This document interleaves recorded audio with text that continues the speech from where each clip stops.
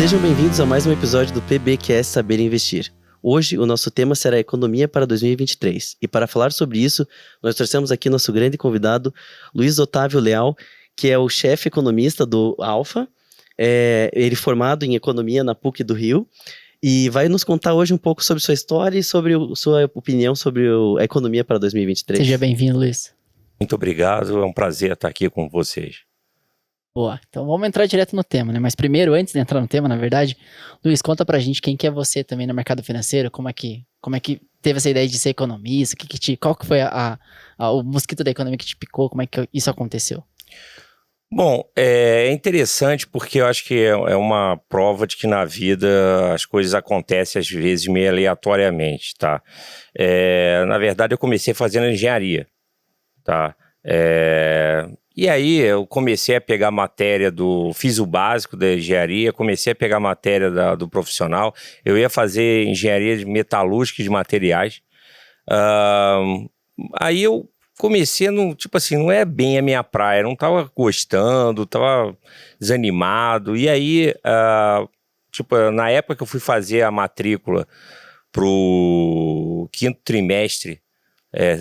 semestre lá da engenharia na PUC, eu vi um anúncio de que estavam, pela primeira vez, ia abrir a transferência interna lá na PUC de engenharia para economia. Antigamente não existia transferência interna para economia.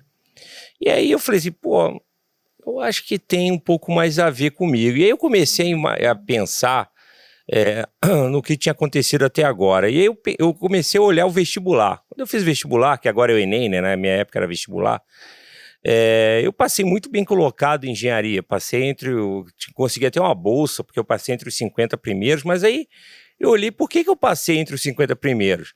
Basicamente porque eu gabaritei história, quase gabaritei geografia e tirei 10 em redação. Matemática, física, química, eu fiquei na média. Ou seja, eu falei, cara, não era bem realmente engenharia que eu sou bom. Eu falei assim, acho que eu vou nessa, vou tentar mudar para ver se...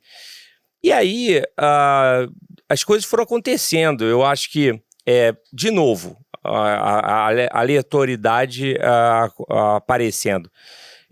Quando eu comecei a fazer economia, eu não tinha nenhuma ideia de que eu ia trabalhar com economia mesmo, ser economista, trabalhar com isso, tá? A minha ideia, basicamente, era virar trader e ganhar dinheiro, tá? E aí eu fui fazendo economia, só que no segundo período, um professor lá de economia estava precisando de um estagiário. De novo, eu bati lá, me ofereci. E aí, um conselho a todos, tá? Cara, se você tiver alguma dificuldade, corre atrás, tá? Porque ele chegou para mim e falou assim, vem cá, eu tô precisando de economista, eu preciso de um estagiário, a gente tem que fazer... O trabalho, basicamente, é fazer coleta de dados da Gazeta Mercantil. Na minha época tinha Gazeta Mercantil, a gente fazia coleta de dados do CEAGESP. Hoje em dia, isso, você fala isso para alguém hoje em dia, fica maluco, cara. Você baixa da internet, né? A gente não, a gente pegava do jornal e ia botando lá. Descobria até que era tubérculo na época, entendeu? E aí ele falou assim, mas eu preciso de alguém que saiba de usar uma planilha. Na época nem era Excel, era 4 Pro, tá? E tem que ter computador em casa e tem que saber de planilha de dados. Você sabe fazer? Você tem computador em casa? Tenho. Sabe fazer? Sei. Eu não tinha nem computador e nunca tinha visto uma planilha na minha vida. Tão pouco sabia usar planilha. Então, isso foi nas férias, né? No meio das férias, eu comprei um computador à prestação pela Caixa Econômica Federal e comprei um livro de 4 Pro e comecei a estudar. A grande descoberta da minha vida nessa época foi o undo, aquela tecla para voltar se você errar. Então, e aí eu comecei a trabalhar com ele. O professor é o Luiz Roberto Cunha, ele foi, na época, ele tinha sido do Conselho Interministerial de Preços, também uma coisa totalmente aleatória para as pessoas mais novas, mas antigamente no Brasil tinha controle de preços, tá? E ele trabalhava exatamente nisso, então ele era considerado um dos maiores especialistas em inflação no país, e eu comecei a trabalhar com ele. E aí, quando eu fui procurar estágio, quando os caras viam No teu currículo, né? que eu tinha trabalhado com ele, eles já me botavam direto no departamento econômico, entendeu? Então, o meu primeiro estágio foi num banco que nem existe mais, é o Banco Grafos, que foi comprado, aquele negócio que uma vai comprando a outra, foi comprado pelo Fleming, que depois foi comprado pelo Chase, que depois foi comprado pelo JP Morgan. Mas você passou por todas essas transições? Não, só eu saí antes do Fleming comprar o Grafos. E aí eu já tava para ser, tipo assim, eu já era, basicamente eu era o economista do banco, e aí eu ia ser efetivado, não tinha dúvida nenhuma, só que eu pensei, cara, para trabalhar no departamento econômico, você tem que ter alguma coisa a mais. Uma bagagem específica, então. Você tem que ter um pouco mais, você tem que ter currículo, entendeu? E aí eu resolvi fazer mestrado, ou seja, a questão aleatória aí de novo. Eu fui trabalhar com um professor que era especialista em inflação, você acabou ficando sendo direcionado para um departamento econômico, e aí você acabou, por conta disso, pensando em fazer mestrado, coisa que eu nunca tinha pensado na vida. E aí fiz mestrado em economia na PUC, fiz a prova, até uma prova difícil, a relação candidato-vaga é quase de medicina na USP, tá? Para você passar, obviamente, para uma das melhores faculdades. E aí fiz o mestrado na PUC.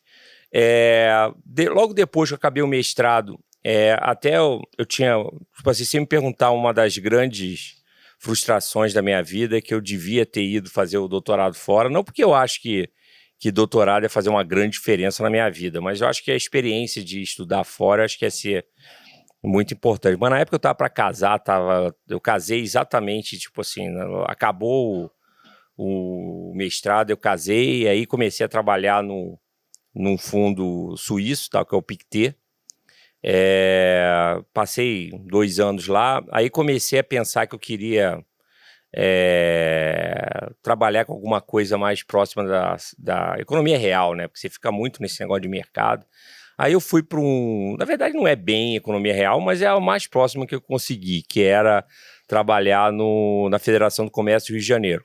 Tá? Para quem não está associando o nome à pessoa, é a Fiesp regional, tá? Então tem a Fiesp, aqui tem a Federação das Indústrias de Paraná, e a FEComércio é a mesma coisa do comércio, tá? Então Sesc e Senac, por exemplo, estão subordinadas à FEComércio.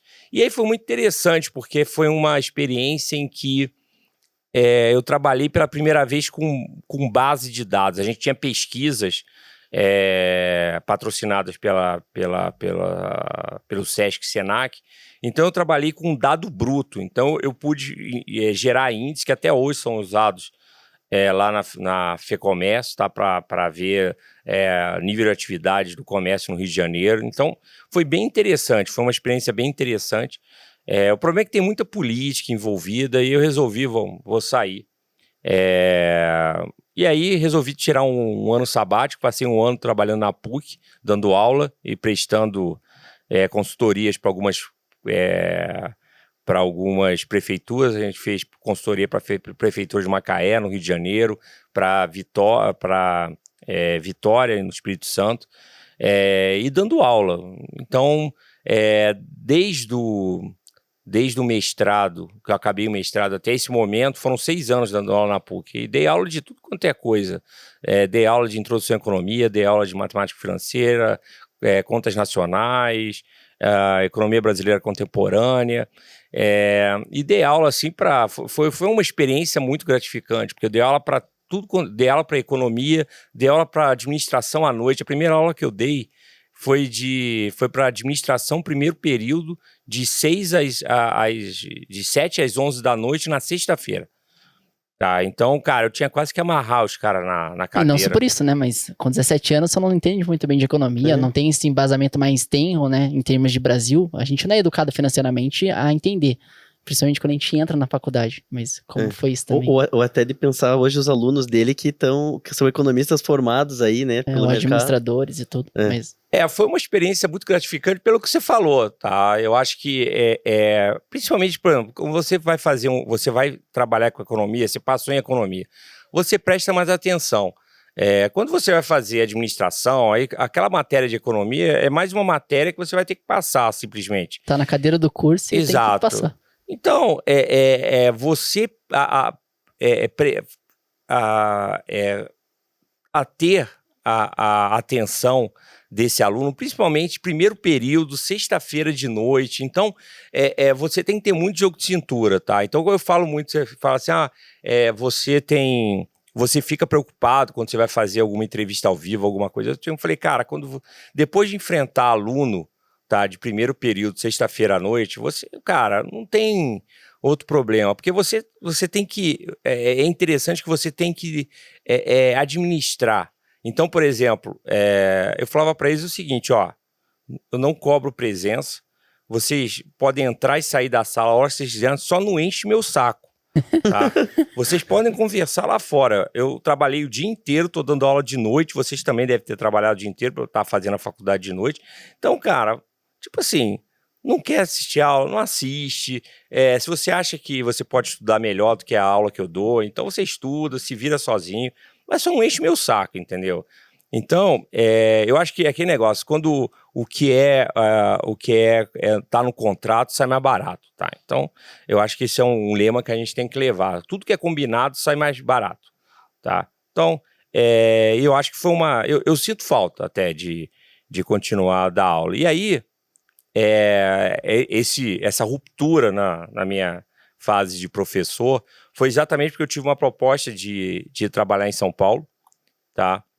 É só um detalhe, toda vez que eu falo PUC, é PUC do Rio, tá? Uhum.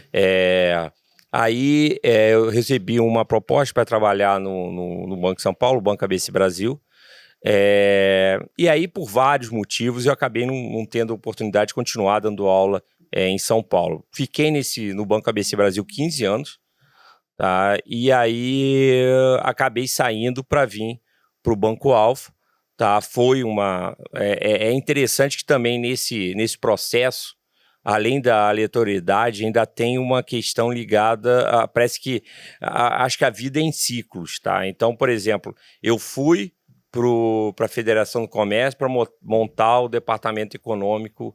Eles tinham um instituto de pesquisa, mas eles não tinham um departamento econômico para interpretar os dados que eles criaram. Quando eu fui pro ABC Brasil, eu fui para criar o departamento econômico. Não tinha departamento econômico no banco, tá?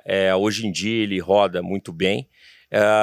E quando eu fui agora pro Alfa, eu também fui para montar o departamento econômico. Também não tinha departamento econômico no Alfa, tá? Então, as duas coisas que eu tiro dessa história toda é que, primeiro, cara, tipo, não sei o que eu vou fazer, não sei o que eu quero, cara, as coisas vão... Você vai ter que se virar em algum momento e as coisas vão aparecer, tá? E segunda coisa, a vida é em ciclos, tá? Às vezes você faz uma coisa e você acha, pô, isso aí nunca mais vai aparecer na minha vida, daqui a pouco tá de novo. Parece que a gente tá sempre num dia da marmota, tá? E a economia também é em ciclos também, Sim, né? Também ciclo tem ciclos econômicos. Com certeza, com certeza. É um paralelo. Legal. Não, muito bom saber. Acho que esse gancho vai ser importante quando a gente for falar também, trazer um pouco dessa vivência de didática de professor mesmo, ensino-aluno, né? Na prática docente. Mas, Luiz, agora vamos entrar mesmo no tema. Vamos falar mais de economia, então, não sei qual é a tua perspectiva macro, a perspectiva interna do Brasil. Fala mais pra gente como é que você tá enxergando e se você tá otimista, pessimista, como é que você tá neutro para o Brasil. A gente tem um viés aqui, claro, a gente sempre tem a perspectiva do Brasil dar certo, né? Mas a gente entende que se minimamente o Brasil tirar nota 7, então já falando sobre faculdade aqui, pode dar certo. Então, como é que é a perspectiva do Luiz em relação ao Brasil e em relação à economia? Eu vou usar uma frase do Ariano Suassuna que eu acho que representa melhor a minha posição sobre a economia brasileira. Eu acho que ele dizia que o otimista é um tolo, o pessimista é um chato, bom mesmo é ser um realista esperançoso. Tá? Então eu sou um realista esperançoso. Eu acho que o Brasil pode dar certo, mas a gente realmente tem muitos desafios, tá? Muitos desafios e eu acho que boa parte deles já está se mostrando logo no início do ano, tá? Então, um dos desafios que está se mostrando logo no início do ano é essa questão da parte fiscal, tá? Então, essa parte fiscal, por exemplo, foi estopim de um outro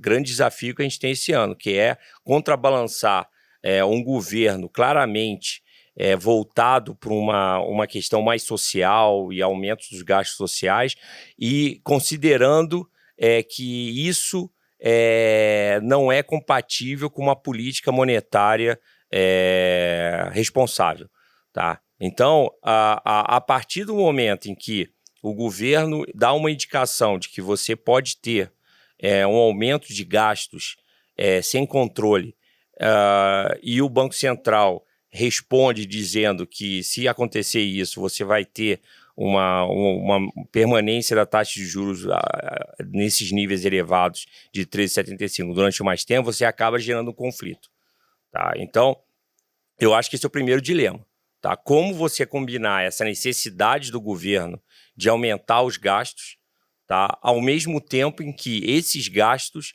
não gerem uma situação econômica, tá? Que leve o Banco Central a ter que manter os juros. Tá? Por quê? Eu acho que é importante. Tem muita gente que fala assim: não, mas o governo tem que aumentar os gastos sociais, porque tem que nem o Lula fala, tem que botar o pobre no orçamento. Eu acho que é totalmente necessário isso, tá? Mas você não pode tirar da cabeça que a coisa que tira mais o pobre do orçamento, tá? Ou seja, não do orçamento do governo, mas do orçamento dele, ou seja, o que faz com que ele tenha menos poder de compra para comprar as coisas que ele precisa é a inflação, tá? Então, quando ele fala que os rentistas preferem os juros altos, isso é verdade, tá? Todo mundo que tem um fundo de investimento e está rendendo mais de 1% ao mês, tá? Um fundo DI que está atrelado a Selic, que está rendendo mais de 1% ao mês, comprou uma LCA, uma LCI que ainda é isenta de imposto de renda, tá rindo de orelha a orelha. Sim. Tá? Uhum. Isso não tem dúvida nenhuma. Agora... E não é demérito dele, né? Claro. Tipo assim, as condições. Tá? Quando a taxa de juros estava 2%, esse mesmo investidor foi para a Bolsa. Tá? Obviamente que é melhor para a economia juros mais baixos, mas a coisa que é pior para a economia é a inflação alta. Tá? E que você, economicamente também falando, machuca mais a classe mais pobre. Exatamente, porque nós que temos acesso a ativos financeiros, a fundos, você consegue se preparar disso, se defender disso. Um exemplo, a maior parte das pessoas que está ouvindo aqui nunca viu isso na vida, tá? Mas durante a inflação, a hiperinflação brasileira, que a gente chegou até 80% de inflação num mês, tá? Em fevereiro de 1990, antes da posse do Collor, a inflação no Brasil chega a 80% ao mês. Tá? Não é 80% ao ano. Tá? Hoje em dia a gente fala, nossa, a Argentina está com 80% ao ano. A gente chegou até 80% ao mês. Tá? Naquela época, quem tinha conta no banco, hoje em dia a conta no banco é uma coisa mais natural. Naquela época não era. Tá? Quem tinha conta no banco tinha uma coisa que se chamava conta remunerada. Ela rendia a inflação do dia. Tipo assim, todo dia sua conta estava sendo remunerada pela inflação. Ou seja, quem tinha uma conta remunerada, bem ou mal, estava acompanhando a inflação. Quem não tinha conta no banco perdia massivamente o poder de compra. Tá, 80%, ou seja, você perdia 80% do seu salário, do poder de compra do seu salário em um mês. Tá? E esse relato também é importante, né, Luiz? Porque até bancos sofreram após o momento do plano real, né, integralização. Os bancos estavam acostumados a ganhar no over. Não, é interessante isso, porque hoje em dia, por exemplo, você esquece, por algum motivo acontece algum problema e o dinheiro do banco dorme sem estar aplicado no caixa.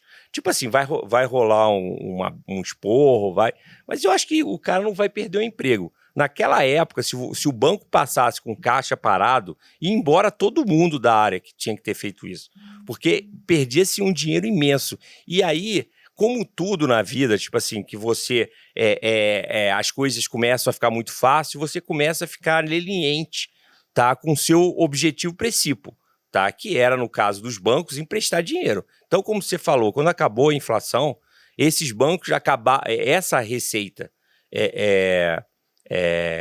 acabou, tá? E aí eles tiveram que se virar. E aí tem uma frase do Warren Buffett que é muito boa, que ele fala assim, quando a maré baixa é que você sabe quem é que está nadando pelado. Tá? E aí a gente viu vários bancos pelados, como por exemplo o Banco Nacional, que acabou sendo liquidado. Como por exemplo o Bamerindos, que era aqui de Curitiba, tá? Que acabou sendo comprado pela HSBC. Tá? Então, eu acho que a inflação é muito pior, tanto para os pobres quanto para a economia, tá? Do que, por exemplo, você manter os juros altos durante mais 3, 4 meses. Tá? E eu acho importante frisar isso. Tá? Eu acho que essa discussão sobre a política monetária de um lado e gasto social de outro, tá? Eu acho que está fora do prumo, tá? Eu acho que as duas não são incompatíveis, tá? Provavelmente, e aí é o que dá, tipo assim, eu como economista que estudo isso, que acompanho os números, essas coisas todas, o que me angustia mais era o seguinte, provavelmente os dados econômicos, tá, iam gerar a possibilidade do Banco Central de reduzir os juros no final desse trimestre, ou seja, na reunião de março, ou mais tardar no segundo trimestre desse ano, sem o Lula ter feito nenhuma intervenção verbal. Tá? Agora que o Lula fez intervenção verbal, você acaba enfraquecendo a posição do Banco Central e talvez ele tenha que manter os juros durante mais tempo. Ou seja, foi até contraproducente o que ele fez. Gerou ruído, os ativos brasileiros podiam estar muito melhores do que estão agora, tá? E acabou que a redução dos juros que ia acontecer naturalmente, talvez demore mais tempo para acontecer. Tá? Então, o primeiro ponto que eu acho que a gente tem que salientar nesse início do ano. Tá? Eu acho que os desafios estão aí. Tá? Agora a gente vai ver como é que a gente vai resolver. É engraçado, né? Porque ainda passou. Agora que a gente bateu no 1/8 do ano, né? Ainda passou 45, 46, sei lá, quase 50 dias de governo. Mas é importante você mencionar isso, Luiz. Mas no entendimento, agora pulando um pouco para o entendimento mais macro, como é que você vê? O Brasil, ok, a gente tá entendendo, o governo tá mostrando as cartas, tem esse afrontamento entre Banco Central e governo, e isso tá acontecendo realmente. Teve o caso da Americanas, teve o caso da Light, que a gente também quer entrar nesse assunto com você, porque é importante, né, Augusto? Até para os nossos investidores compreenderem também como isso movimenta a carteira de cada um deles. Mas como é que você está olhando o macro? E como isso pode impactar? Porque a gente vê, quem está segurando a bolsa, quem está segurando os ativos é o investidor estrangeiro. Mas como é que você está vendo essa outra percepção? Europa, Estados Unidos, China? Conta pra gente também. O mundo não vai ser não vai ser muito amigável com o Brasil com esse ano, tá? Esse início do ano está sendo muito favorável, tá? Então, como você citou, o investidor estrangeiro está com bastante apetite ao risco. Não necessariamente com o Brasil, a gente está vendo aí os emergentes em geral, tá? Sendo muito bem avaliados. Tá? Por vários motivos, tá? A expectativa de reabertura da China, isso acaba puxando commodity, você tem muita liquidez ainda, a despeito, pode parecer meio estranho falar de muita liquidez quando estão todos os bancos centrais no mundo subindo os juros, mas a gente tem que lembrar que o Banco Central Americano, o Fed, ele colocou 4,5 trilhões de dólares em um ano, tá? Na pandemia. Então, para tirar essa quantidade imensa de dólares, vai demorar, tá? Então, ainda tem muito dinheiro queimando na mão dos investidores estrangeiros. E quando eles olham para os locais dele, Europa, Estados Unidos, tipo assim, eles veem pouca expectativa de você ter um ganho elevado nesses países, tá? Por quê? Porque a taxa de juros lá nos Estados Unidos, por exemplo, a expectativa é de que ainda tenha duas altas de 0,25, feche o ano em torno de 5, tá? A diferença é se ele vai cair no final do ano ou não, mas de qualquer maneira, você ganhar na renda fixa lá nos Estados Unidos não é tão, digamos assim, piece of cake. Corriqueiro, né? Não é tão fácil, tá? Não é tão fácil, porque, na verdade, a gente está discutindo o seguinte, vai ser 0,25 para lá, 0,25 para cá, tá? Então, eu acho que na renda fixa não tem um cenário assim muito sensacional. Eu acho que para 2024, eu acho que sim, tá? Mas, por enquanto, não. A Bolsa, eu acho muito perigoso a ficar muito posicionado em Bolsa Americana, tá? Porque existe uma probabilidade não desprezível da economia americana entrar em recessão, tá? Esse ano todos os indicadores antecedentes estão indicando isso, tá? O que me choca é até agora os investidores de renda variável lá nos Estados Unidos não terem observado isso, tá? A renda fixa já precificou isso, tá? E a renda variável ainda não. E a minha história, tá? Quando eu olho a história pregressa dos mercados americanos, e aí não só no mercado americano, no mercado brasileiro também, vocês podem guardar isso. Toda vez que tiver o mercado de renda fixa apontando para um lado e a bolsa apontando para o outro, segue a renda fixa, que é o mercado muito mais técnico do que da renda variável. Tá? Então, se o mercado de renda fixa está precificando uma recessão nos Estados Unidos, vai nele. Tá? Então, se isso estiver correto, a Bolsa Americana não pode estar próxima de 4.000 pontos. Tá? Tem que estar muito mais próxima de 3.500. Ou seja, a gente está dizendo que ao longo do ano a gente pode ter uma queda de 10% a 15% do S&P. Então, isso obviamente vai ter impactos aqui no Brasil. Tá? Então, esse amor, tá, que o mercado, que o investidor estrangeiro está no Brasil, tá, vai sofrer vários reverses ao longo do ano. Tá? China, que é a grande questão. Tá? Eu acho que a China, a gente vai ter um soluço. Tá? Ou seja, a reabertura da economia vai gerar o mesmo movimento que a gente viu em outros países. Tá? Então, o crescimento dos serviços. O chinês, assim como o americano, o brasileiro, fez uma poupança forçada durante a pandemia, ou seja, dado que ele não gastava com viagem, com cinema, com restaurante, apesar de ele ter aumentado o gasto com bens, tá?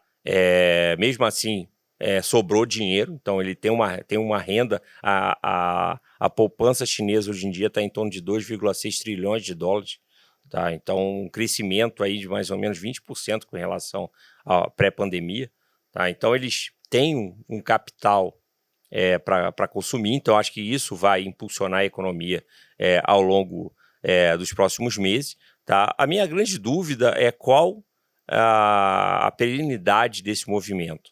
Tá? A gente tem um setor na China, que é o setor imobiliário, que está muito ruim, tá? Muito ruim. Tá? Claramente eles tiveram uma bolha que o próprio governo, sem querer, acabou estourando.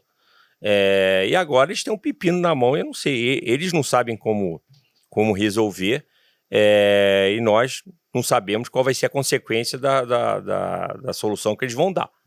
Tá? Então, a gente só falando alguns números do setor imobiliário chinês, ele representa mais ou menos 15%, diretamente 15% do PIB chinês. Tá? Então, uma queda expressiva desse setor vai puxar o PIB para baixo. O preço dos imóveis na China faz 8 meses que estão em queda, tá? E 76% da poupança da China, tá? Tirando essa poupança de curto prazo, a poupança de longo prazo da China, 76% do chinês, né? 76% é imóveis. Tá? Então a gente até brinca que o chinês faz poupança com tijolo. Tá? Então, qual a sustentabilidade desse crescimento baseado no consumo? O detalhe, ao contrário no Brasil, nos Estados Unidos, onde o consumo representa quase 60% do PIB, lá na China isso representa pouco menos de 50%. Tá? Então, o peso de um crescimento lá na China baseado no consumo é muito menor do que foi nos Estados Unidos e no Brasil. Tá? Então, vai ter um crescimento, eu acho que a gente vai ter notícias boas vindas da China aí nos próximos meses, tá? Mas eu não sei quanto tempo a gente pode contar com a China como um grande parceiro comercial? É um grande parceiro comercial, na verdade, um sustentador dos preços das commodities. Na verdade, a gente sempre vê a China como sendo o salvador da pátria no preço das commodities. Tá? E eu acho que a China vai ser cada vez menos, vai ter cada vez menos esse papel. Tá? Até porque tem questões estruturais na China, como mudança demográfica na China. Eles já tiveram o bônus demográfico lá na China, estão no momento agora em que a população deles está caindo, Tá? Então, por conta disso, o PIB potencial... Luiz, acho que é legal também explicar para o nosso ouvinte o que é o bônus demográfico, né? E também, se você puder trazer um pouco da referência do Brasil, acho que foi legal vocês... É comparação, assim, como foi no quando Brasil, foi no Brasil até e Estados Unidos. É legal Exato. essa história, porque é importante. Não, o bônus demográfico, basicamente, é o seguinte, é o período em que o crescimento, tanto populacional quanto da população em idade ativa, tá num ritmo muito grande. Tá? E por que isso é importante? Porque quanto mais gente você inclui no mercado de trabalho, mais gente vai estar gerando renda, consequentemente vai gerando consumo e, consequentemente, vai gerando crescimento do PIB. Tá? Então, você tem um crescimento do PIB praticamente vegetativo.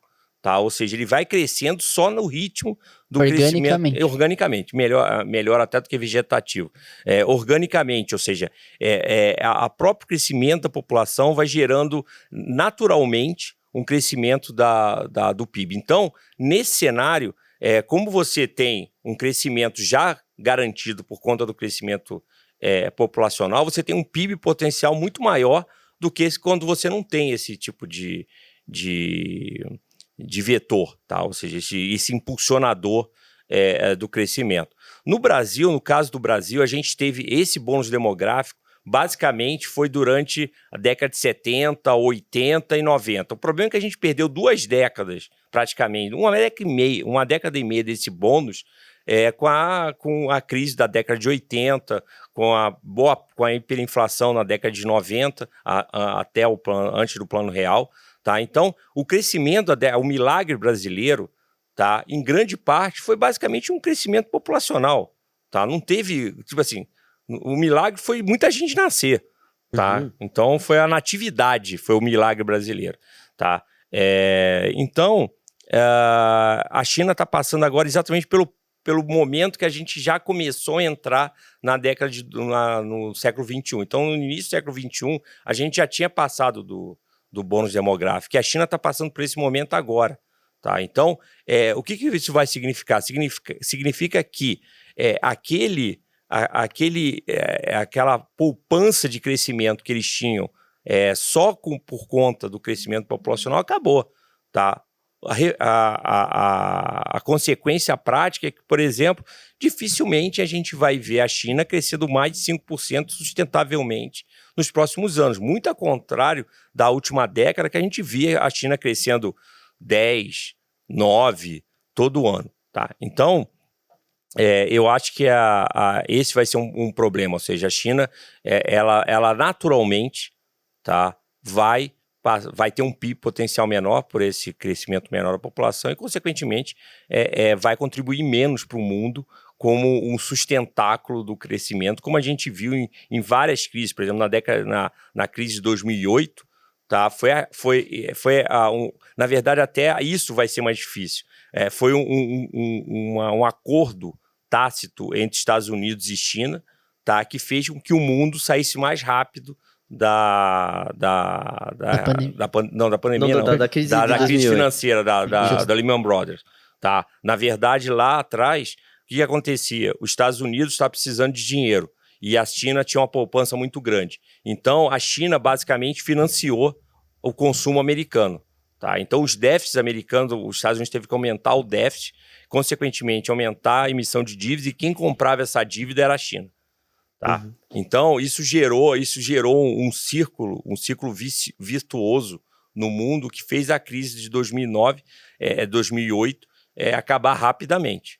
Tá? Então, eu acho que esse tipo de cenário, até porque hoje em dia as relações entre Estados Unidos e China não são tão amenas, exatamente, não vai acontecer de novo. Tá? Então, eu não veria mais a China como sendo esse salvador da pátria aí do mercado de commodities. Tá? Luiz, então percebendo aqui, China, a gente, como você mesmo mencionou, talvez não seja o salvador, Estados Unidos passando por uma possível crise, como você menciona, o mercado de capitais não estão indo tão bem até o final do ano e assim por diante. Você vê um terceiro país que possa vir a auxiliar o Brasil também, porque isso é importante, né? O Brasil cresce quando o Brasil é uma grande fazenda. Então, o Brasil cresce quando a gente tem uma potencialização, quando existe o potencial de venda aqui em relação a commodity. Mas você percebe outro país vindo para esse lugar, para esse posto?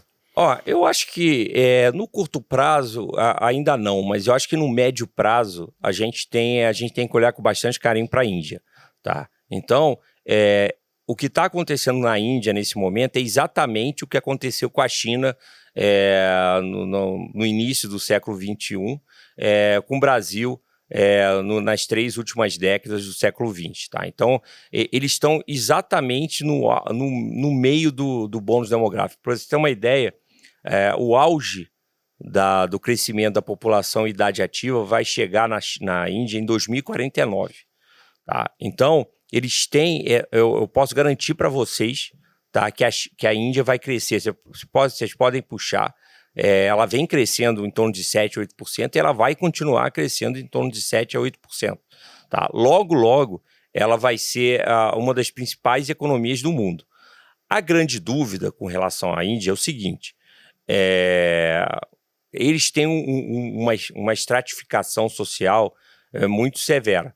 Tá? Quem viu O Caminho das Índias, na novela, vai ver que tem que os cristãos, os Dalits, tem os Brahmas, castas, né? tem as castas que são muito sérias lá, essa questão. Então, isso diminui bastante a mobilidade social, que é uma coisa importante para aumentar a produtividade da economia. Agora, então a gente vai ter, a Índia vai ter 2 caminhos daqui para frente. Ou ela vai ser a salvação da lavoura, tá? Literalmente, tá? Porque ela vai... o indiano, por exemplo, hoje em dia a renda per capita da Índia é em torno de $2.500. Ela é 5 vezes menor que a do Brasil.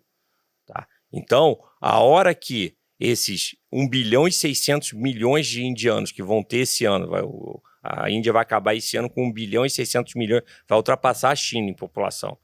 Quando esses 1 bilhão e 600 começarem a consumir proteína, porque quando você aumenta a sua renda, a primeira coisa que você faz é consumir mais proteína. Quando esse indiano começar a comer proteína, você vai ter outro boom da commodity, como teve quando o chinês começou a comer proteína.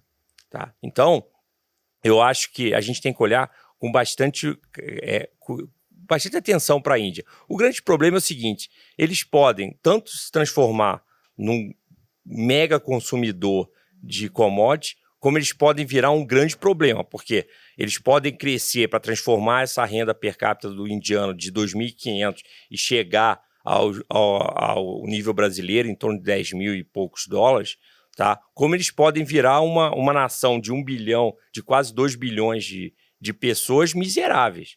Tá? Então a gente vai ter um problema social muito sério.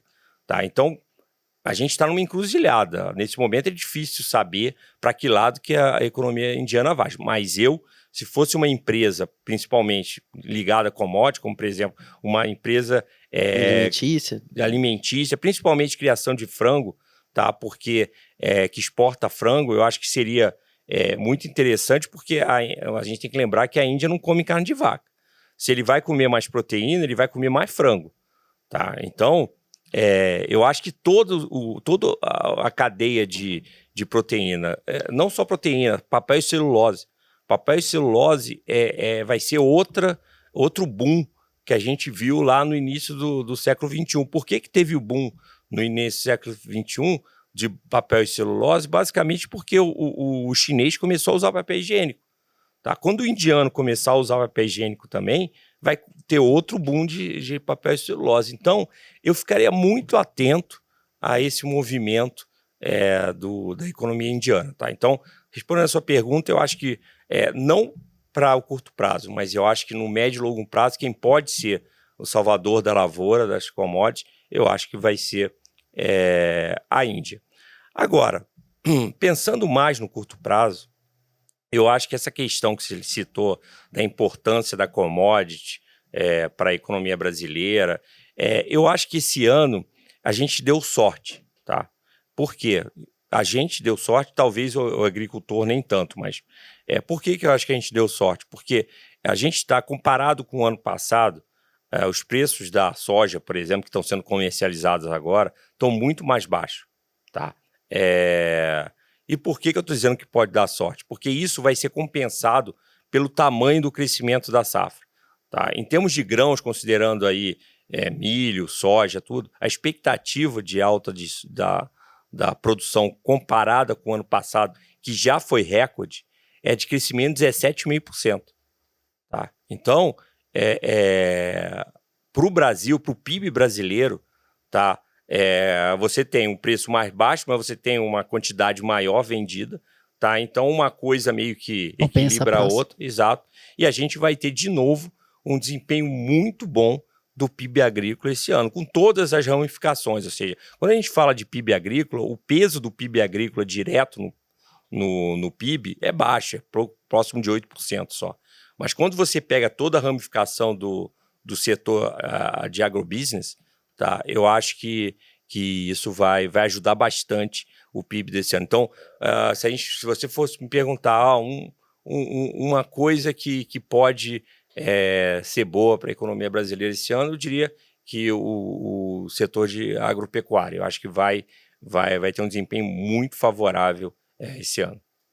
E, assim, ainda sobre a questão de vantagens para o ano, né, ou desvantagens, no setor bancário, eu queria saber, assim, o que você poderia dizer tanto dos bancos privados e dos bancos públicos.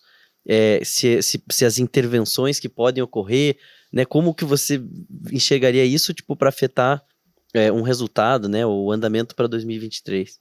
É uma pergunta interessante, tá? Porque a gente está exatamente no momento em que um evento pode mudar totalmente o cenário, tanto para o crédito, para o mercado de capitais, para o crédito bancário e para o crédito estatal, tá? Que é o caso das Americanas. Tá? Por que o caso das Americanas pode ser tão importante assim para o mercado de crédito e vai ter certamente impacto sobre outras variáveis, como, por exemplo, política monetária. Tá? Bom, o caso das Americanas pegou todo mundo de surpresa, obviamente é um caso de fraude, tá? E ele afetou, primeiro, diretamente, tá?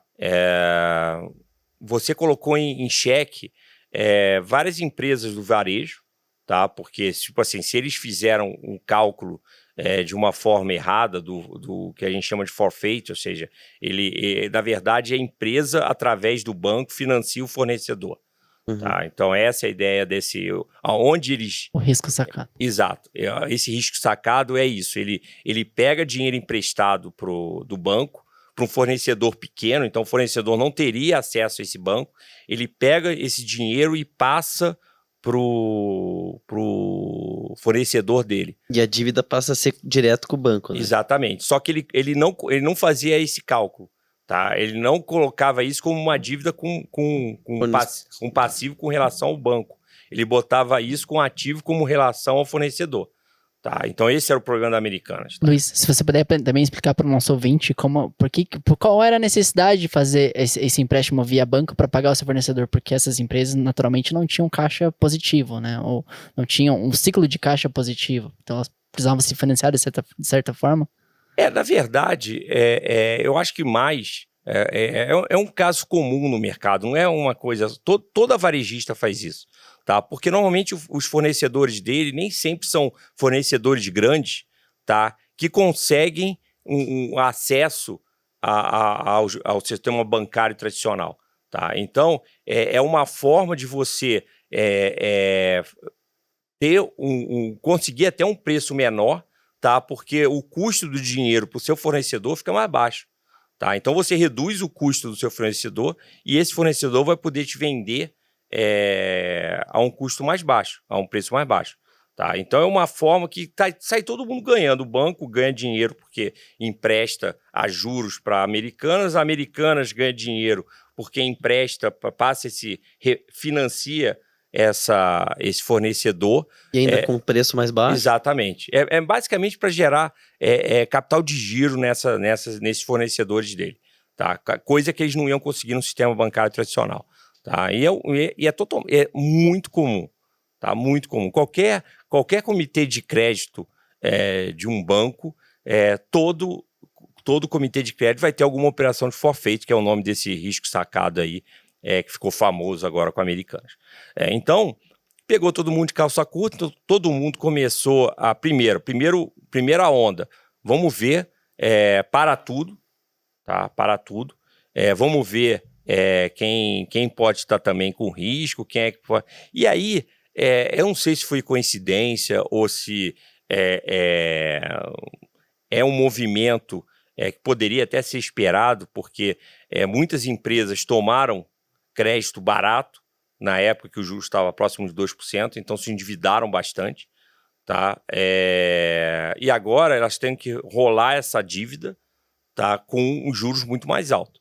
Tá? E isso está gerando, tem muita empresa capotando. Então, não sei se é coincidência, tá, porque aconteceu junto com um problema de fraude. A questão da Americana não tem nada a ver com isso, foi um problema de fraude. Tá? Só que você começa a ver outras empresas como Marisa, você começa a ver a Oi fazendo RJ de RJ. Menos de 60 dias depois Exatamente. Que tinha vencido uma. Depois de 6 anos. Seria um RJ ao quadrado. Tá? Você vê Light, tá, abrindo o bico. Então, foi meio que uma tempestade perfeita, entendeu? E aí, o primeiro, como eu falei, a primeira reação é parar tudo. Tá? Então, o mercado de capitais atualmente no Brasil está totalmente parado. Não tem nenhuma emissão sendo feita. Tá? Nem de empresa grande, nem de empresa média, nem de empresa pequena, de nenhum tipo de empresa. Todos os departamentos que cuidam desse tipo de emissão, tá, que fazem a emissão dessas empresas, que são chamadas de DCMs, tá, estão totalmente parados. Totalmente parado. Parou literalmente depois desse ocorrido? Foi, totalmente. Não tem saída para o papel. Não tem, ou seja, primeiro problema, tá? Essas empresas que agora que tinham que vir a mercado porque tinham aumentado muito a sua dívida e agora tinham que rolar, estão vendo o mercado parado, fechado para elas, tá? As empresas, mesmo empresas com rating alto, que a gente chama de high grade, tá? Mesmo essas não estão conseguindo acessar, não porque não teria mercado, mas porque elas teriam que pagar uma taxa muito alta, tá? Inclusive, isso inclui debêntures também? Elas não podem nem mais. Não está saindo debênture nenhuma, nada. Tá? Então, é o primeiro problema. A gente tem um mercado de capitais totalmente parado, tá? E isso, obviamente, é prejudicial para as empresas. Segundo problema, tá? Você deve ter acompanhado, a gente teve aí a divulgação dos balanços dos principais bancos brasileiros, tá? E o PDD, tá? Que é o Provisão para Devedores Duvidosos, passou de 49 bilhões, os três principais bancos, Santander, Itaú e Bradesco, passou de 49 bilhões para 88 bilhões. Tá? Dobrou, praticamente dobrou.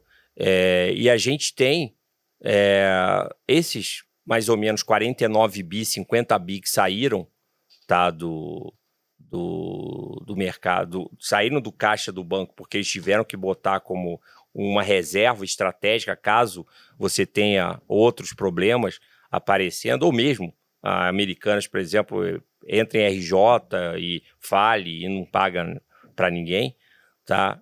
Esse dinheiro vai ter que sair de algum lugar. Sim. Tá? Ou seja, esse dinheiro que saiu do caixa e foi para PDD, tá? É o mesmo dinheiro que ia para crédito. Então, você tem um outro problema. O mercado de crédito bancário também não está congelado. Tá? Não é que nem o mercado de crédito que parou. Mas, primeiro, vai ter menos quantidade de dinheiro disponível e, segundo, a taxas mais altas. Tá? Então, quanto maior o risco, e agora, nesse momento, o risco é muito grande, tá? Maior o spread que os bancos colocam sobre as taxas. Então, além da dificuldade de você ter taxas altas para empréstimo, você tem ainda um problema de oferta também. Exatamente. Fora os juros que está em 13,75. Então, uma coisa que eu acho que é importante salientar, o 13,75 é o que a gente chama de taxa básica.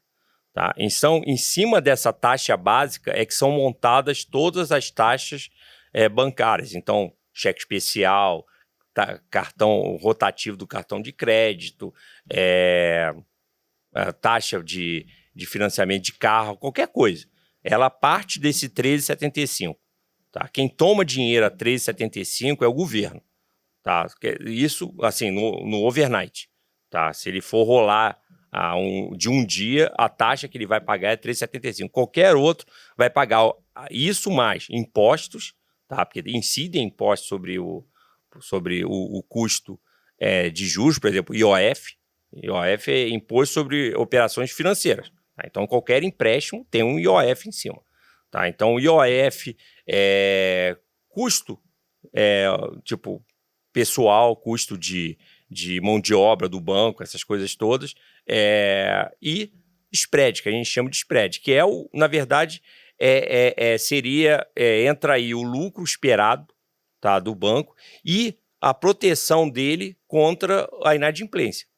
Tá? Então, quanto menor a inadimplência, menos risco ele tem de não receber esse empréstimo que ele deu. E, consequentemente, menor vai ser o spread. Tá? Então, quando você vê assim, estão falando assim, o spread bancário cresceu, provavelmente, tá, você vai ver em conjunto a reportagem dizer que a inadimplência também cresceu. Tá? Porque quanto maior o risco dele não receber, maior ele vai botar na taxa para, se pelo menos o cara pagar 3 meses, eu já consegui Recuperar, equalizar minimamente. Exatamente. Ali, né? É por isso que o cheque especial é tão alto. Porque o cara que vai no cheque especial, ele já está com a corda no pescoço. Tá? Então, tipo assim, se ele pagar 1 mês de juros, ele já paga o empréstimo. Se ele der calote no segundo mês, assim, o banco já se pagou, tá? O crédito. Então, o spread é isso. Além do lucro em si, tá? Tem o risco de recebimento. Tá? Então, eu acho que é uma coisa importante. Então, a gente tem o mercado de crédito, tanto o mercado de capitais, que é uma forma alternativa de crédito. Então, a empresa pode tanto no mercado bancário tomar um crédito direto com o banco, como ela pode emitir uma dívida no mercado, uma debênture. Tá? Normalmente, uma debênture ela é mais barata do que se ele for no banco. O problema é que nem todas as empresas têm capacidade de fazer uma emissão no mercado. Tá? Então, essas duas coisas são meio complementares. Tá? Bom, eu falei que isso poderia ter um impacto importante sobre a questão dos juros. E essa questão que a gente está vendo só reforça aquela minha posição de que, mesmo que o governo não faça nada para forçar o Banco Central a cair os juros, a própria conjuntura vai fazer isso. Tá? Então, vamos pensar qual o canal. Por que os juros têm que ser altos? Como é que os juros vai influenciar a inflação? Tá? Basicamente é o seguinte, ele vai fazer a taxa de juros ser mais alta, consequentemente, tudo mais constante, ou seja, spread, juros não, impostos, tudo mais constante. Se ele subiu a taxa básica, a taxa na ponta vai subir. Se a taxa na ponta vai subir, por exemplo, o seu carro financiado vai ficar mais caro. Então, você vai consumir menos. Exatamente, você vai desestimular o consumo. Tá? Então, é assim ou seja, é o canal do crédito, é através do crédito que a política monetária age sobre a economia e, consequentemente, sobre a inflação. Então, se você já tem um mercado de crédito muito debilitado, ou seja, já está muito caro esse seu carro financiado, sem o Banco Central precisar subir os juros, tá? O próprio mercado de crédito já está fazendo o trabalho que seria da taxa de juros. Tá? Então, é muito provável que na próxima reunião o Banco Central já cite essa questão do mercado de crédito, está muito apertado, dando a indicação que logo, logo ele pode começar a cair os juros. Tá? Bom, aí, tipo, como diria o filósofo, o perigo está nos detalhes. Tá? Qual o grande... o que pode dar errado nessa história mais bonita que eu contei? O problema é o seguinte, e eu acho que, tipo assim, pensando estrategicamente e tentando evitar que tenha uma quebradeira das empresas, talvez o governo haja para tentar minimizar esse problema do mercado de crédito privado. Tá? E como é que ele faz isso? Através dos bancos públicos. Tá? Então, ele pode usar o Banco do Brasil, pode usar a Caixa Econômica para liberar empréstimos com taxas mais baixas, tá, do que o mercado. mas pode usar também o BNDES. Tá? Então, o BNDES agora, ele, por exemplo, ele já teve um tamanho, durante o governo da Dilma Rousseff, ele chegou o crédito dele chegou a representar 4% do PIB brasileiro. Tá? No governo Bolsonaro caiu para 0,5%. E o Mercadante já falou que quer crescer para 1,5%, 2%. Tá? Então, o primeiro problema, tá, com relação à utilização de bancos públicos para dar crédito a taxas subsidiadas para empresas. Tá? O primeiro problema reside no que o próprio Banco Central e os economistas chamam de medidas parafiscais. Tá? Então, é uma forma de você impulsionar a economia sem usar o Tesouro Nacional. Tá? Então, primeiro problema. Isso aí ao mesmo tempo que o Banco Central tenta segurar a economia com o aumento da taxa de juros, quando você aumenta o crédito na outra ponta, você está apertando o acelerador. E outra coisa que eu acho que mais relevante, até intuitivamente, eu acho que é mais fácil de ver, isso é o seguinte: se você tem todo mundo recebendo a mesma taxa de juros, tá? E essa taxa de juros que está todo mundo recebendo, pagando pelo um empréstimo, essas coisas todas, é o suficiente para reduzir a inflação. Tá? O Banco Central vai manter essa taxa de juros. Agora, pensa o seguinte: digamos que 20% da população paga uma taxa menor que essa. O que vai acontecer com a média da taxa de juros na economia? Vai ser mais baixa do que aquela taxa de juros que era suficiente para trazer a inflação para baixo. Tá? Então, para ter o mesmo resultado, você vai ter que ter uma taxa de juros mais alta. Tá? Então, o grande problema de você usar o BNDES para subsidiar a taxa é que a taxa de juros média da economia vai ficar mais baixa do que aquela que seria necessária para manter a inflação controlada. Tá? Então... Esse é um efeito inverso. Exatamente. Seria até um caro que sai caro, porque os bancos barato públicos... que sai caro. Não, mas sabe por quê? Não, porque os bancos públicos vão ter que assumir uma taxa menor para esse empréstimo para tentar estimular, e ao mesmo tempo vai forçar a taxa de juros oficial para subir. E aí a gente tem duas consequências. Tá? A primeira consequência você tem claramente apertando o freio e o outro apertando o acelerador, e você tem um outro problema. Se o Banco Central está subindo a taxa básica de juros e você está diminuindo a taxa nessa ponta aqui, significa que o resultado que você tem desse empréstimo, tá? Seja, por exemplo, Banco do Brasil, tá? Ou o BNDES, começa a comer seu caixa. Tá? Porque você está captando a taxa de juros um pouco acima da Selic. E você está dando Por exemplo, na época da Dilma, a gente teve um programa que era a PSI, tá? Que fazia financiamento de caminhão. Tá? O caminhão, você financiava um caminhão por uma taxa de juros menor do que a Selic. Tá? Dava vontade. Eu só não comprei um caminhão porque eu não tinha onde botar. Depois eu pensava o que ia fazer com o caminhão. Você vê como é que, às vezes, uma ideia que intuitivamente é boa, então vamos fazer assim, vamos incentivar o transporte rodoviário, vamos financiar, dar subsídio para a compra de caminhão. Pô, ótima ideia, né? Resultou em 2018 na greve dos caminhoneiros. Por quê? Porque, tipo assim, você incentivou um monte de gente a comprar caminhão, tá? A oferta de caminhões para fazer os transportes aumentou. Tipo assim, a demanda não acompanhou o crescimento da oferta de caminhões. O que aconteceu com o frete? Caiu. Tá? Se o frete caiu, tipo assim, os caminhoneiros... E o diesel aumentou um pouquinho.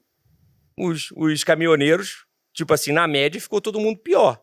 Tá? E aí, a gente tem esses problemas da greve. Boa parte do problema dos caminhoneiros está no PSI que a Dilma fez lá no segundo mandato dela. Tá? Então, a gente tem que tomar muito cuidado com ideias que intuitivamente parecem ok, porque às vezes a gente pode ter um efeito colateral que não é esperado.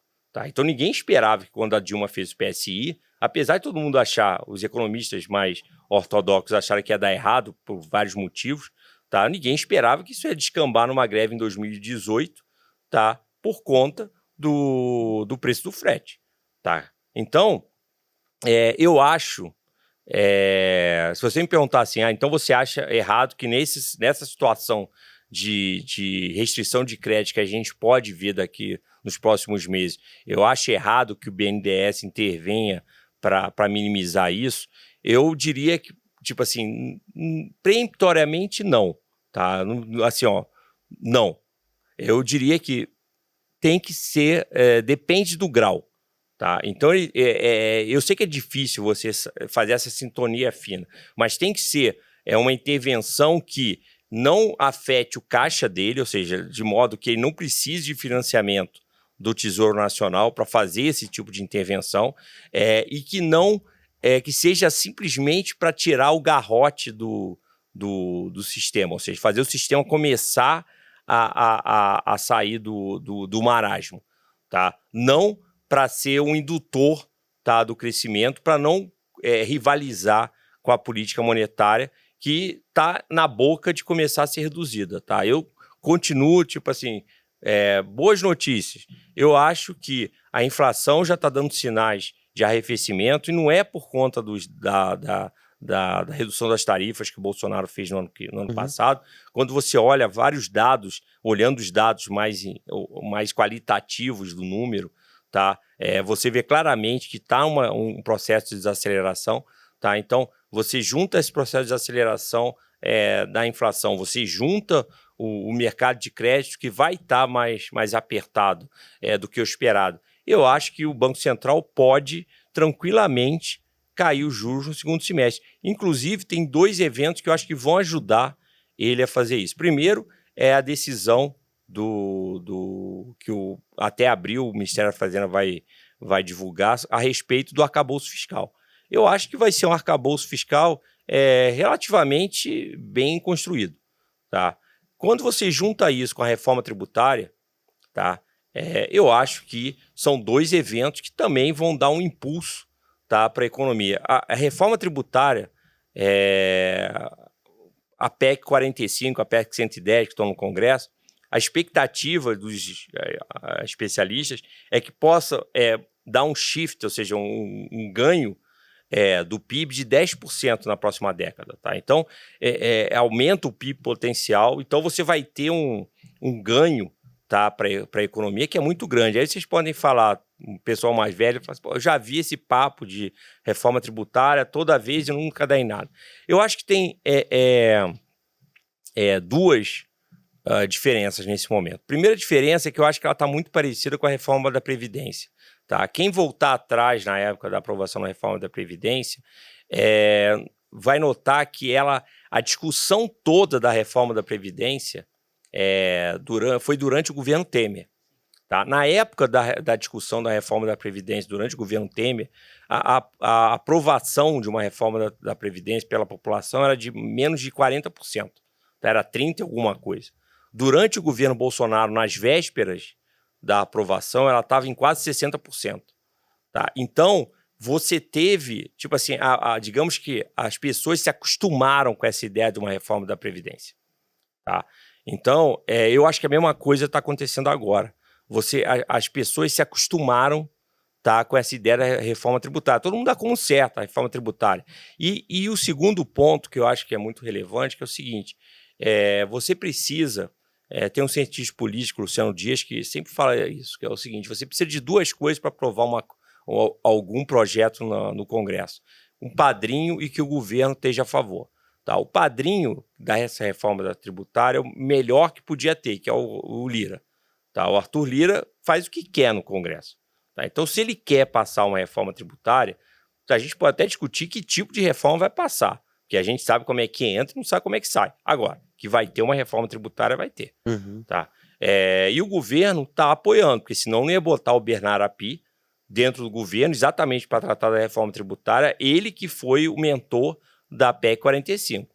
Tá? Então, digamos que o alinhamento dos astros está a favor da reforma. E eu acho que isso vai ser um turning point, tá, na economia brasileira. Eu acho que pode, inclusive, atrair muito investimento para o Brasil. Até porque a gente está vendo aí no mundo eu não falo numa desglobalização, acho que a gente está vendo uma regionalização da globalização. Tá? Então, por conta dos problemas que a gente teve nas cadeias produtivas, com a pandemia, com a guerra na Ucrânia, com tudo que aconteceu, as empresas multinacionais elas estão tentando encurtar as cadeias de suprimento. Tá? Então, eu acho que o Brasil, nesse ponto, eu acho que ele está muito bem na foto. Se ele fizer uma reforma tributária, tá, ele vai... eu acho que ele sai na frente, por exemplo, de países que nem o México. Tá? Porque, apesar de estar muito próximo dos Estados Unidos, tá? É um país dominado pelo narcotráfico. Tá? Desculpe os cariocas, eu sou carioca, eu posso falar isso com propriedade. Tá? O México é um grande Rio de Janeiro, tá? Onde 40% da população vive sob o domínio do tráfico ou das milícias. Tá? Então, tipo assim, o Brasil não tem desastre natural. Tá? O 8 de janeiro, eu acho que reforçou o otimismo do investidor estrangeiro com as instituições brasileiras, por mais paradoxal que possa parecer. E a gente consegue acabar com esse manicômio tributário. Eu acho que a gente está muito bem na foto para atrair investimento dessa regionalização da globalização. Tá? Se nós fizermos o mínimo, tudo vai dar certo. Exato. O problema é que a gente... insiste em fazer querer tirar o otimismo realista tá muito bom, eu concordo totalmente. O grande problema é o seguinte, nesse meu realismo esperançoso, a gente tem que dizer que além de esperançoso, é realista.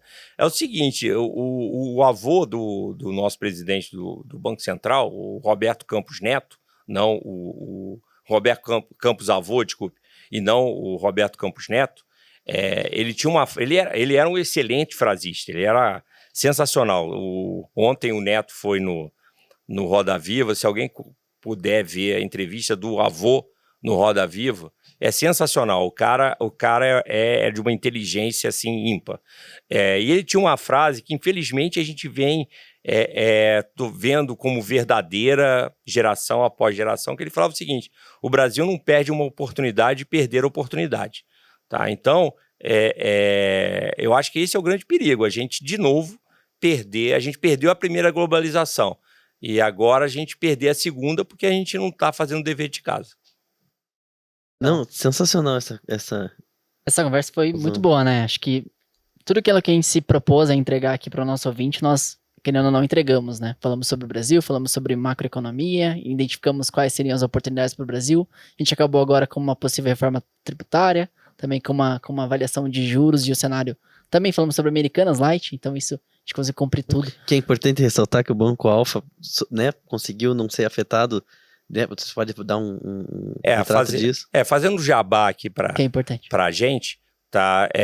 Isso é verdade, tá? A gente, por vários motivos, tá? A gente nunca gostou, tá, do case do varejo. A gente até teve, a gente já chegou a ter via varejo, mas conseguiu sair até com um bom preço. A gente não gostava do case da Americanas, tá?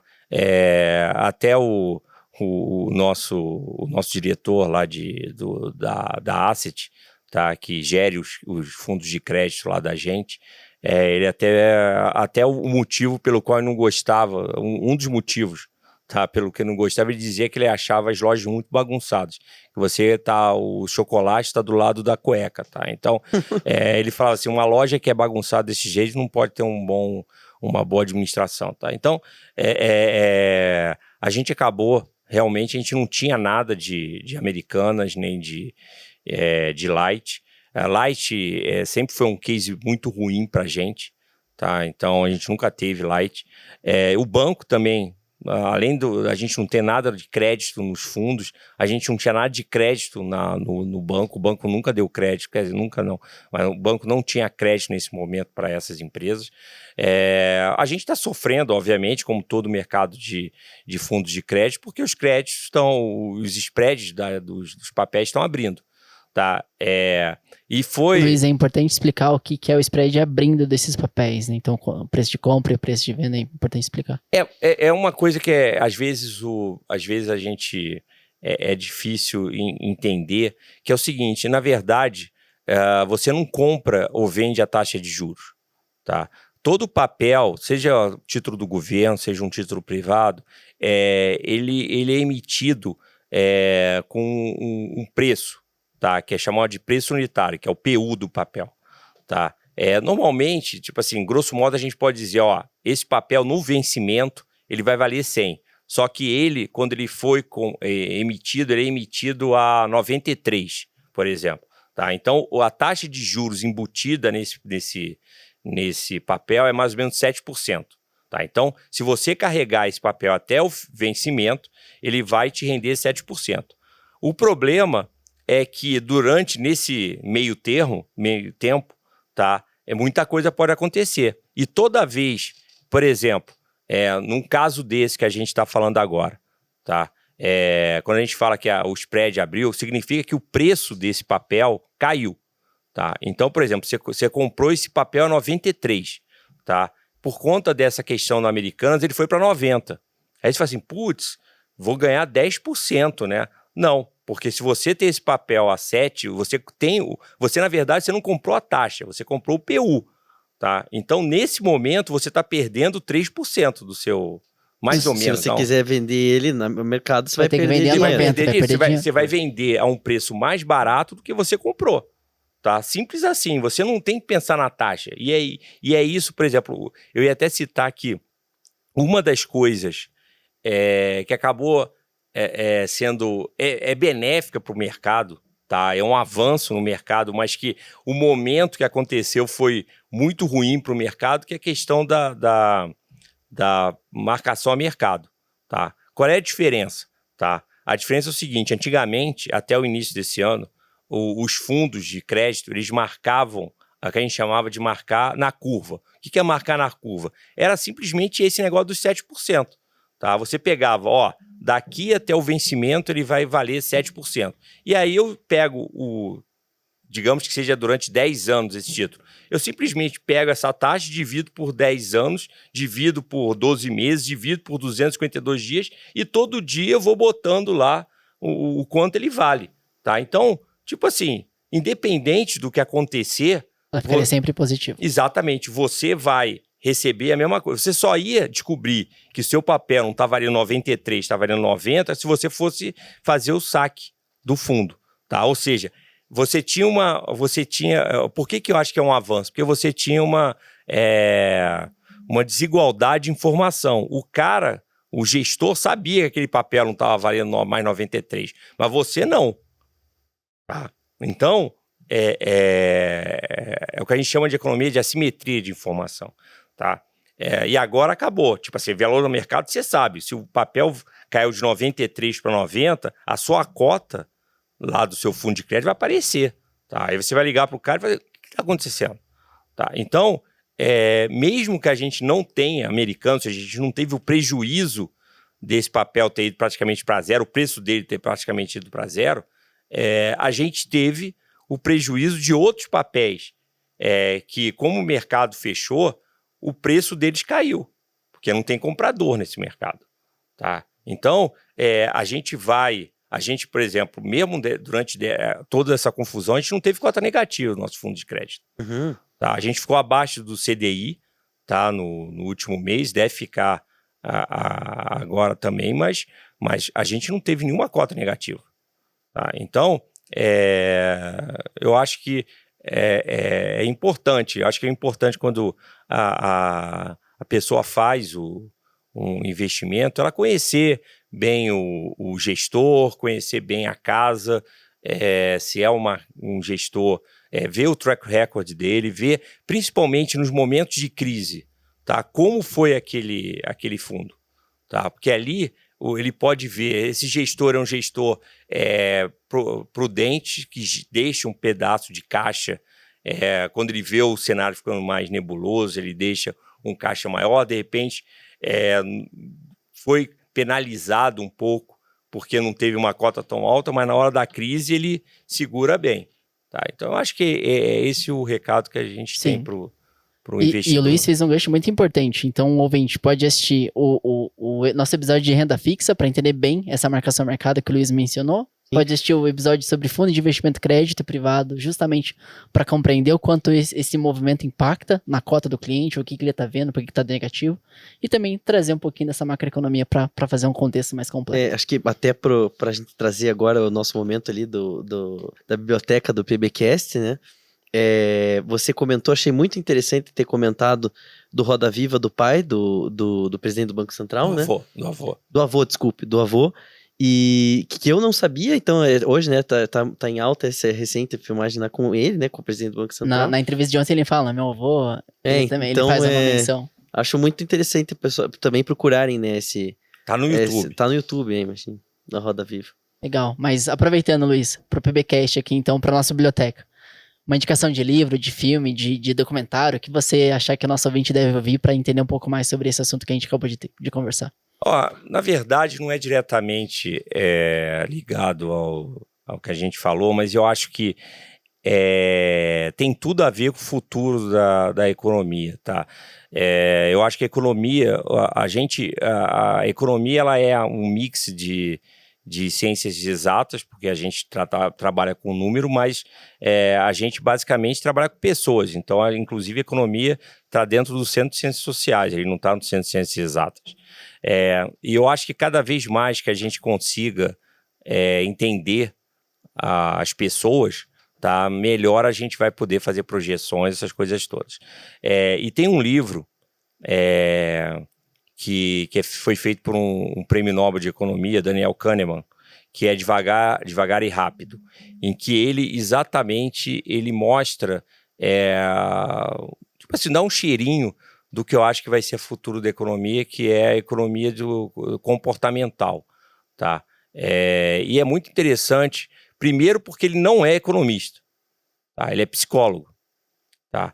E é muito interessante a gente ver a forma como ele pensou para fazer os testes e entender a cabeça das pessoas, tá? Então, eu acho que é um livro de leitura fácil, não tem economês, não tem nada disso, e eu acho que vai dar bons insights aí para leituras futuras e para entender melhor como funciona como diria o Delfim Neto, né, o nosso átomo pensa. Então, entender o nosso átomo aí da economia. Legal. Não, fantástico. Então é isso. Obrigado, Luiz. Obrigado pela tua participação. Queremos agradecer também o Banco Alfa que cedeu você aqui pra gente conversar também.